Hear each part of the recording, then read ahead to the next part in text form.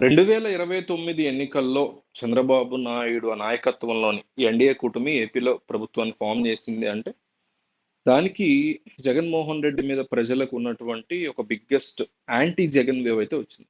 ఆ anti Jagan wave ని కూటమి తనకి అనుకూలంగా మార్చుకోగలిగింది. అయితే ఇక్కడ యాంటీ జగన్ ఫీలింగ్ వచ్చినా కూడా అవతల పక్క సరైనటువంటి నాయకత్వం కనపడాలి, సరైనటువంటి అనుభవం కనపడాలి.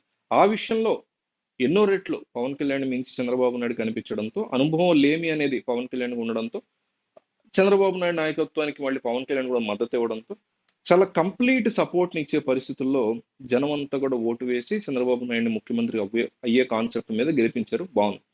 అయితే ఇప్పుడు అధికారంలోకి వచ్చారు, కూటమి ప్రభుత్వం తన పాలన నడిపిస్తోంది. ఈ టైంలో అసెంబ్లీని కూడా నడుస్తుంది. అదే టైంలో పార్లమెంట్లో ఫైనాన్షియల్ బిల్, బడ్జెట్ బిల్ తీసుకొచ్చారు.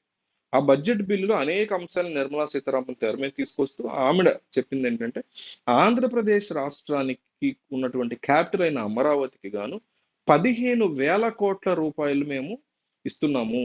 సో దీంతో మీకు భారీ ఎత్తున ఇన్వెస్ట్మెంట్లు కానీ ఇంకొకటి కానీ వస్తున్నాయి, భారీ అమౌంట్ ఇది అనేటువంటి ప్రకటన అలాట్మెంట్ చేశారు.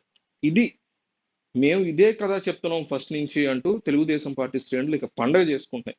చంద్రబాబు నాయుడు అనేటువంటి వ్యక్తి ఈ దేశానికి, రాష్ట్రానికి ఒక మంచి విజనరీగా ఉండగలుగుతారు, అనుభవశీలి. అందుకే మేము ఇన్నాళ్ళు కూడా తెలుగుదేశం పార్టీకి సపోర్ట్ చేస్తున్నాం, చంద్రబాబు నాయుడు నాయకత్వం సపోర్ట్ చేస్తున్నాం అంటూ తెలుగుదేశం పార్టీ అభిమానులు ఉంటారు కదా, వాళ్ళు ఇక భారీ ఎత్తున ఒక్క దెబ్బకే ఫస్ట్ ఎలక్షన్ అయ్యి అధికారంలోకి వచ్చిన 50 రోజుల్లోనే 15,000 కోట్ల రూపాయలు రాబట్టగలిగారంటే అద్భుతం ఇది అనేటువంటి మాట తెలుగుదేశం పార్టీ శ్రేణుల నుంచి చాలా స్ట్రాంగ్ గా వినిపిస్తుంది. సో మీకేమనిపిస్తుంది ఈ అంశం మీద?